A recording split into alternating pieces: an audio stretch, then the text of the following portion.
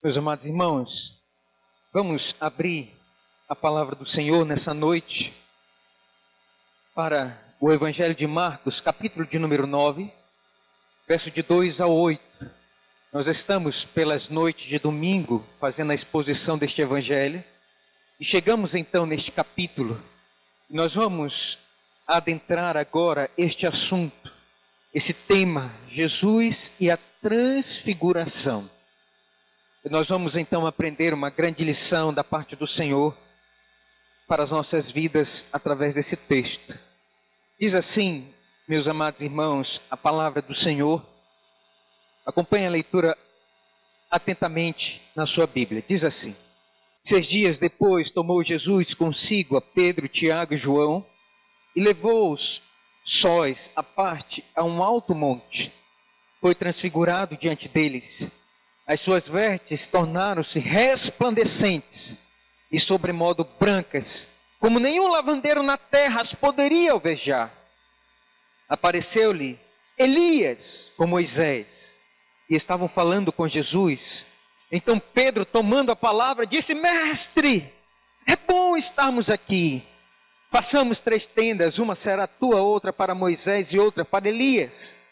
Pois não sabiam o que dizer, pois estavam eles aterrados. A seguir veio uma nuvem que os envolveu e dela uma voz dizia: Este é o meu filho amado, a ele ouvi. E de relance, olhando ao redor, a ninguém mais viram com eles, senão Jesus. Vamos orar? Senhor, mais uma vez nós suplicamos teu auxílio santo, Senhor, nesta hora para iluminar os nossos olhos, a fim de possamos ver, Senhor Deus, as verdades que emanam, Senhor Deus, do teu Evangelho. Por favor, Senhor, tão claro como a luz do sol, ajuda-nos a ver essas verdades, para que tenhamos uma espiritualidade sadia, para que tenhamos discernimento espiritual, para que sejamos crentes maduros no Senhor, maduros na fé. Nos ajuda, Senhor. Essa é a nossa oração. No nome daquele que vem reinando e vem, Senhor Deus, para buscar o teu povo. No nome de Jesus. Amém. Meus amados irmãos e irmãs, o contexto desta passagem é o duro discurso que o Senhor Jesus Cristo deu sobre o discipulado. Foi um discurso duro. Tem pessoas que não conseguiriam ouvir aquele discurso, porque para seguir a Jesus é preciso carregar a sua cruz. E quando o Senhor Jesus Cristo, meus irmãos, terminou esse sermão, do versículo de número 34 até o capítulo 9, verso 1, ele estava dizendo aqui que cruz não é como nós entendemos. Algumas pessoas entendem errado carregar a cruz. Entendem que carregar a cruz é carregar o cônjuge descrente. Isso é carregar a cruz. Ou carregar a cruz é carregar os filhos que são desobedientes. Ou carregar a cruz seria um desemprego, não consegue se empregar, e isso é carregar a cruz. Meus irmãos, a palavra cruz aqui não tem o sentido que algumas pessoas entendem que é carregar a cruz. Quando o Senhor Jesus Cristo disse que quem quer segui-lo deve tomar a cruz, ele estava dizendo, meus irmãos, que cruz aqui é lugar de sacrifício, é lugar de morte, é lugar de renúncia. E aqueles que querem ser discípulos de Cristo devem renunciar à sua vida, devem renunciar o seu conforto, devem renunciar o seu tempo para poder seguir a Ele, vivendo para fazer a vontade e os planos de Deus aqui na terra. Portanto, meus irmãos e irmãs, Deus aqui nos ensina nesta passagem do Evangelho que Cristo, ele não requer nada de nós, a não ser que andemos como mortos. Nós temos como crentes andar com uma certidão de óbito no bolso. Para sermos discípulos de Cristo, nós temos que morrer. E quem é morto não fala. Quem é morto não exige. Quem é morto não pode exigir nada de Deus. Nós temos que viver uma vida, irmãos, de morto diante das nossas vontades, diante deste mundo, diante de Satanás e diante dos olhos das pessoas. Nós temos que andar como pessoas mortas, que carregam a cruz, que renunciam, que se sacrificam pelo nome de Cristo. Quando o Senhor Jesus Cristo, irmãos, ele disse em Atos, capítulo de número 1, verso 8, mas recebereis poder ao descer sobre vós o Espírito Santo, e sereis minhas testemunhas em Jerusalém, em Samaria, em Judeia, até os confins da terra. A palavra testemunha aqui, meus irmãos, traduzido para testemunha para o português, no original grego, é mártir.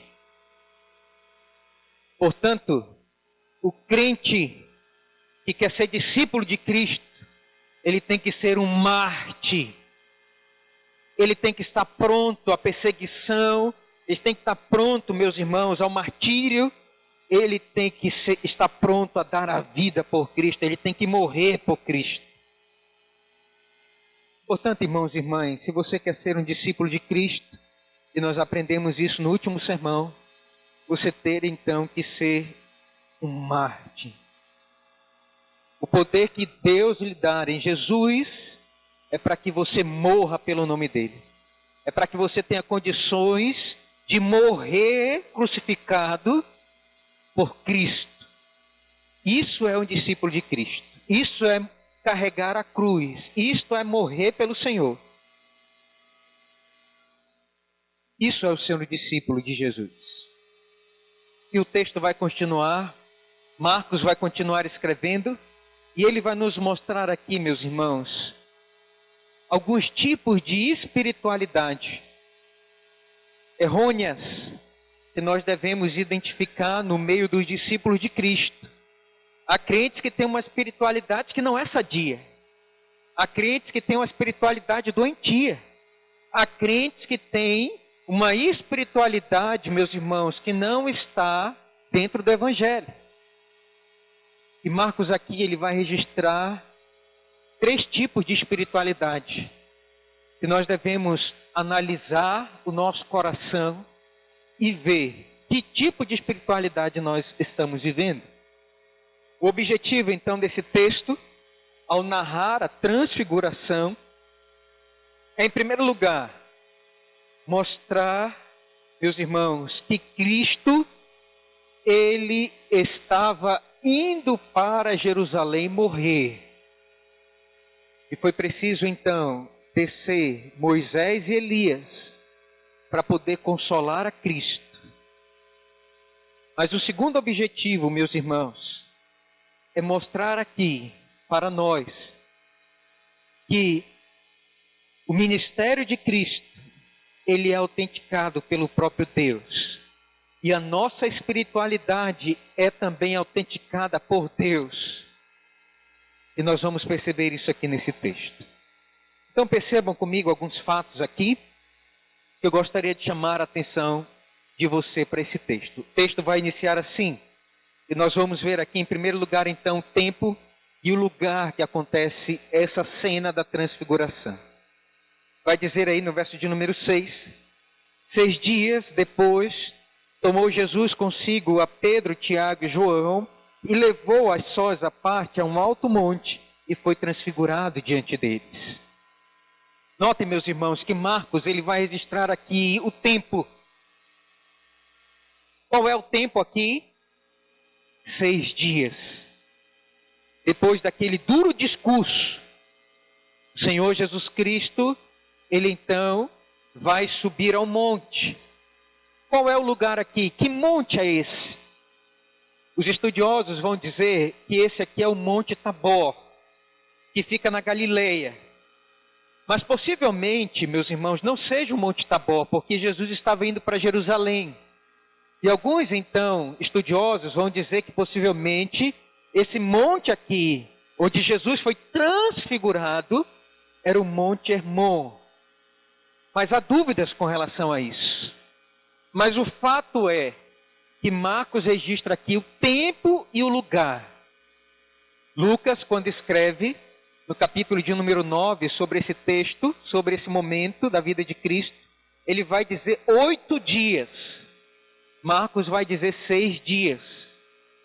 O fato é que os dias do ministério de Jesus estavam contados. Estava se encerrando. E perceba então aqui que o autor sagrado, Marcos, ele vai registrar os últimos passos de Jesus.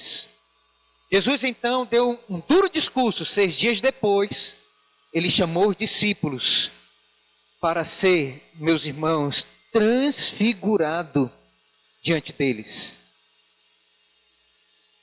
Nós vamos ler, meus irmãos, que Jesus, ele subiu ao monte para poder orar. Interessante que Marcos, ele não registra isso.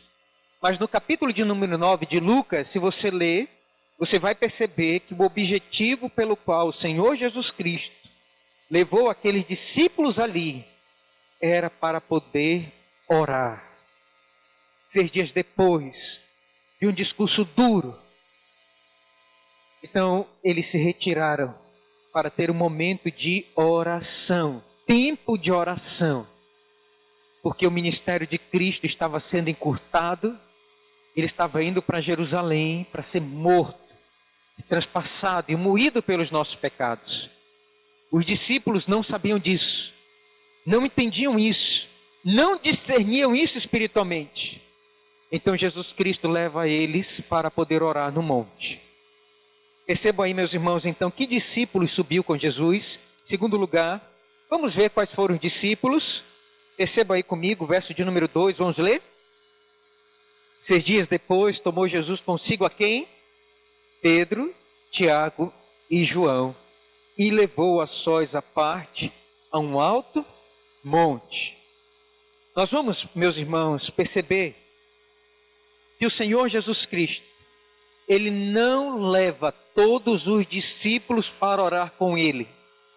Ele leva um círculo menor que tinha uma comunhão mais intensa com ele, Pedro, Tiago e João. Pedro seria o líder do colégio apostólico, Tiago, João, o discípulo amado, e reclinava ao peito de Jesus Cristo. E nós vamos perceber, meus irmãos, que no livro de Marcos, isso vai acontecer aqui algumas vezes. Isso aqui está nos mostrando alguma coisa. Marcos queria nos mostrar alguma nuance aqui. No capítulo de número 5, verso 37, na cura da filha do chefe na sinagoga, o Senhor Jesus Cristo não permitiu que ninguém o acompanhasse, senão Pedro, Tiago e João. No capítulo, meus irmãos, de número 13, somente Pedro, Tiago e João estão no Monte das Oliveiras com Jesus e perguntam sobre o fim dos tempos. E o Senhor Jesus Cristo, ele vai assentado falar em particular somente a Pedro, Tiago e João. No capítulo de número 14, quando Jesus entra no jardim do Getsemane para poder orar e chorar em lágrimas de sangue, o inferno vindo antes da crucificação, ele sentindo as dores da crucificação, ele vai levar para orar dentro do jardim do Getsemane, capítulo 14, verso 33, somente Pedro, Tiago e João. e ele começa a se tomar de angústia e de pavor. Percebam, meus irmãos, aqui, que não são todos que têm a oportunidade de participar de um círculo íntimo com Cristo. É somente para alguns. O resto dos discípulos ficaram no pé do cume do monte. Não subiram. Jesus só leva alguns deles. E isso aqui nos mostra, meus irmãos, e nos faz entender que Marcos queria mostrar que havia, meus irmãos, pessoas que tinham uma intimidade maior com o nosso Salvador do que outras. Não é para todo mundo, é para alguns. E Cristo se achega de uma maneira mais íntima. Que Cristo permite que seja levado para estar aos seus pés. Possa sentir o seu poder, possa orar com Ele, possa ter intimidade com Ele. Que seja companheiro, que seja amigo com Ele. Não é para todos os crentes, é para alguns crentes. Percebam que nós vamos aqui notar, meus irmãos, um certo discernimento espiritual para aqueles que querem se aproximar de Jesus Cristo. Pessoas assim são pessoas dotadas de uma graça que não é para todo mundo. Para chegar, se aproximar, estar próximo de Jesus. 3 discípulos gozavam da graça, do favor de estar com Jesus nos momentos mais cruciais do seu ministério. E o texto prossegue, meus irmãos, e vai dizer então que de repente, lá no monte, Jesus é transfigurado. E o texto vai dizer, verso 2, foi transfigurado diante deles. Verso 3, as suas vestes tornaram-se resplandecentes e sobremodo brancas, como nenhum lavandeiro na terra as poderia alvejar. Percebam, meus irmãos, aqui o milagre. Em terceiro lugar, a transfiguração. Perceba que Marcos ele vai tentar aqui, numa linguagem que era usual deles, ele vai dizer aqui como foi essa transfiguração. Ele vai dizer aqui que as vestes de Jesus, elas ficaram mais brancas do que uma quiboa, do que um alvejante pode fazer com qualquer roupa que está escura, com mancha. Vai dizer, meus irmãos, aqui, que de repente, imagine a cena, o Senhor Jesus Cristo, que os discípulos viam como homem, de repente ele aparece mais brilhante do que a luz do sol.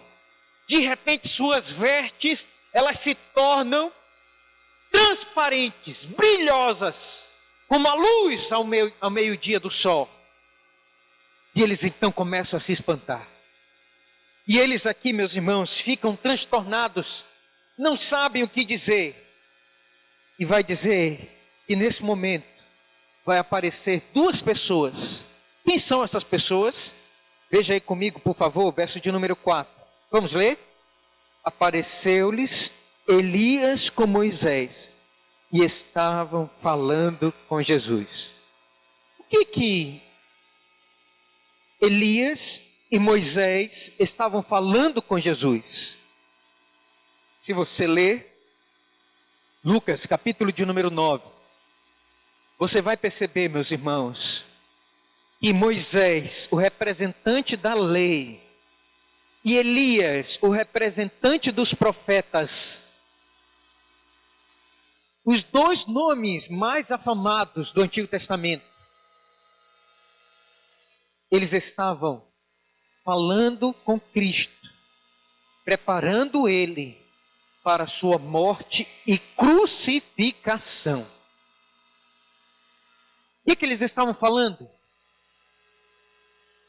O mesmo que o Senhor Jesus Cristo havia falado para os discípulos. Ele havia falado, veja aí, capítulo de número 8, verso de número 31. Então começou ele a ensinar-lhes que era necessário que o Filho do Homem sofresse muitas coisas, fosse rejeitado pelos anciãos, pelos principais sacerdotes e pelos escribas, fosse morto e depois de 3 dias ressuscitasse. Percebam que foi preciso o representante da lei e o representante dos profetas, Moisés e Elias, descer para poder consolar o coração de Cristo, para poder preparar o coração de Jesus para o sacrifício que ele deveria fazer na cruz do Calvário. E os discípulos estão vendo aquilo. De repente Moisés, de repente Elias, estão com Jesus, conversando, falando, preparando o seu coração para a morte dele. Mas eles não conseguem discernir isso espiritualmente. E aí nós vamos ver uma fala inapropriada de Pedro. Vejam comigo, por favor, o que diz o verso 5. Então Pedro, tomando a palavra, disse: Mestre, bom é estarmos aqui e que façamos 3 tendas. Uma será tua, outra para Moisés e outras para Elias, pois não sabia o que dizer, pois por estarem eles aterrados. Os discípulos estavam boquiabertos. Era muito milagre. Era algo que transcendia o seu entendimento. De repente, o seu mestre está com as vestes resplandecentes, brilhantes, e aparece do lado direito Elias, e aparece do lado esquerdo Moisés, e começa a falar com eles. E Pedro então, sem saber o que falar, sem discernir as coisas, sem ter discernimento espiritual, ele fala mais uma vez uma besteira. Ele vai dizer: Senhor, é bom que nós estejamos aqui. Façamos 3 tendas. Pedro, meus irmãos, ele fala aqui, mais uma vez, algo inapropriado, inadvertido. Sabe por quê? Porque ele coloca Jesus no mesmo patamar de Moisés e de Elias. Pedro aqui acha que Jesus era igual Moisés e Elias. Ia fazer uma tenda para Jesus aqui, transfigurado. E eles iriam ficar aqui nesta comunhão. Iriam conversar, iriam passar mais tempo. Porque Pedro não entendia quem era Jesus. Pensava que Jesus era igual um representante, um Messias, um rabino qualquer. E aí, meus irmãos, nós vamos ver uma voz que vai endireitar aqui o discernimento espiritual daqueles discípulos. Veja só, por favor, verso de número 7, vamos ler. A seguir, veio uma nuvem que os envolveu, e dela uma voz dizia: Este é o meu filho amado, a ele ouvi. Percebam, meus irmãos, que de repente veio uma voz do céu, como voz de grande trombeta, e disse: Este não é igual Moisés, este não é igual Elias, ele é o meu filho amado, a ele ouvi. Isso já tinha acontecido aqui no Evangelho de Marcos, no capítulo de número 1, no verso de número 11, quando Jesus é batizado. Nós vemos então, meus irmãos, a ratificação, nós vemos aqui a homologação do ministério de Cristo, quando Deus mesmo fala: Este é o meu filho amado em quem me comprazo. E agora, mais uma vez, Deus desce do céu e diz: Pedro, Tiago, João, este não é um homem qualquer. Este é o Filho do homem. Ele é Deus de Deus, luz de luz. A mesma substância de Deus o Pai, o Filho e o Espírito Santo. Ele é o meu filho amado. A ele vocês devem ouvir.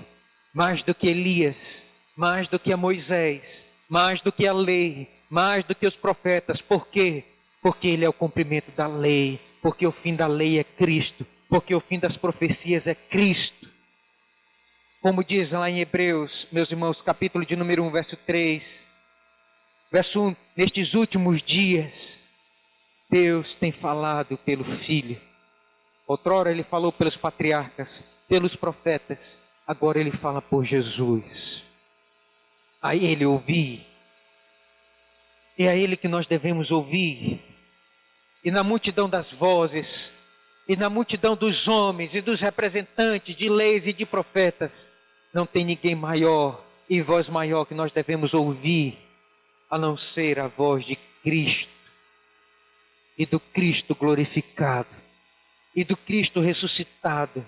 E do Cristo resplandecente. E do Cristo vivo que não está morto, mas ressuscitou ao terceiro dia. E vai finalizar o texto, verso de número 8. Vai dizer o seguinte: e de relance, olhando ao redor, a ninguém mais viram com eles, senão Jesus. O Senhor Jesus, ele não é transladado, ele não é transportado. O Senhor Jesus fica. Moisés e Elias sobem. Ele ainda tinha que cumprir o seu ministério. Ele tinha que salvar o seu povo indo à cruz, indo para Jerusalém. E Jesus ficou para que os discípulos entendessem que tudo já estava pré-determinado e decretado por Deus antes da fundação do mundo. Jesus é aquele Messias prometido. E ele veio salvar o seu povo. E ele veio nos levar, meus irmãos, para o céu. Mas antes disso ele precisava ir para a cruz. Concluindo, nós aprendemos aqui então que o Senhor permite que haja esses momentos, meus irmãos, houvesse esses momentos gloriosos no ministério terreno de Cristo, para que os homens discernissem quem é Jesus. Quem é Cristo para nós? O poder dele, a palavra dele, o ministério dele, tudo isso, meus irmãos, ratificava o ministério do nosso Senhor Jesus Cristo. Deus estava autenticando para os homens, mostrando para os discípulos quem era Jesus e qual era o seu ministério. Quero, meus irmãos, então, fazer aqui algumas aplicações à luz desse texto para a nossa vida. Eu queria que você levasse isso para o seu coração. Vamos ler todos juntos aqui. Primeira aplicação. É possível estar num local sagrado e não ter discernimento espiritual. Pedro, Tiago e João foram levados para um alto monte. E ali eles contemplaram um grande milagre. Um local sagrado, uma exposição nítida aos seus olhos,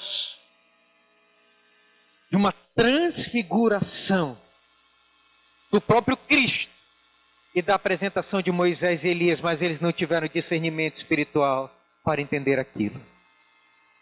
Quero dizer para você nessa noite, meus irmãos e irmãs, é possível estar na igreja, mas a igreja não está dentro do nosso coração.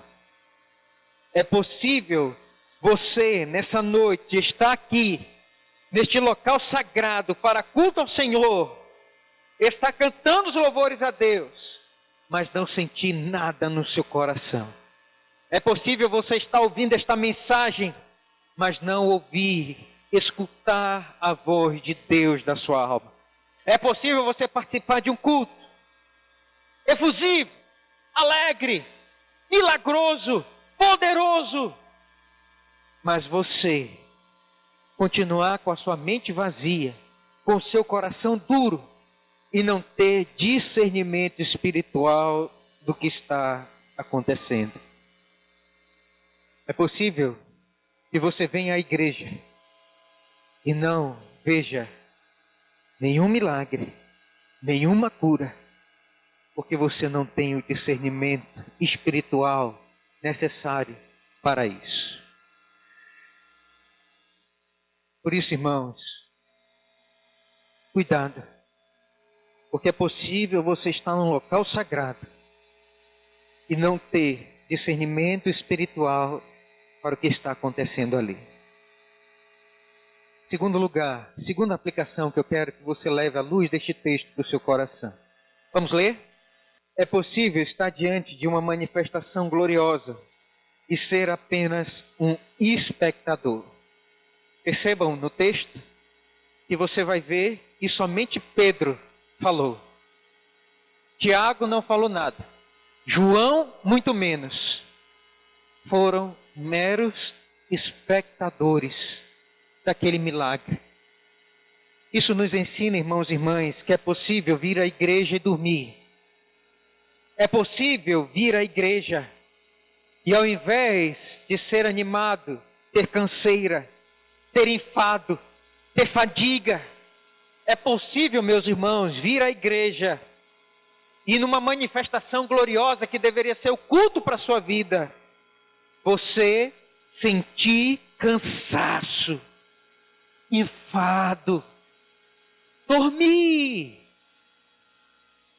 E no culto não ter nenhuma manifestação gloriosa para a sua vida, e você não enxerga nada, e você não vê nada, você é um mero espectador, você participa da pregação com sono, dos louvores agarrado no sono. É possível, meus irmãos, que estejamos vindo ao culto como meros espectadores e saímos daqui sem nenhuma experiência gloriosa, poderosa de Deus para a nossa vida. Porque não estamos com o nosso discernimento espiritual, porque nós não estamos alertas, porque nós não estamos percebendo o que Deus quer fazer com a nossa vida, porque não há nenhuma transfiguração, você não se transporta para o céu, você permanece na terra, você não se transporta para ter experiências com o Espírito Santo de Deus, você permanece no mundo, você permanece como mero espectador. Portanto, esse texto nos mostra, nós devemos, meus irmãos, preparar a nossa mente, o nosso coração, para ver, ouvir e experimentar manifestações gloriosas que só Deus manifesta quando o seu povo, quando a sua igreja está reunida em culto sagrado a Ele. Quando Jesus está aqui em nosso meio. Não seja um mero espectador. Seja alguém que tem uma íntima intimidade com Deus. Qual é o grande problema? Por que nós nos tornamos meros espectadores? O problema, irmãos, é que quando você não tem intimidade com Deus, tudo é canseira. Experimente conversar com alguém que você não conhece. Vai ser difícil. Vai dar canseira. Você logo vai querer se sair dessa pessoa. Por quê? Porque você não tem papo, você não tem diálogo, você não tem intimidade, o assunto acaba.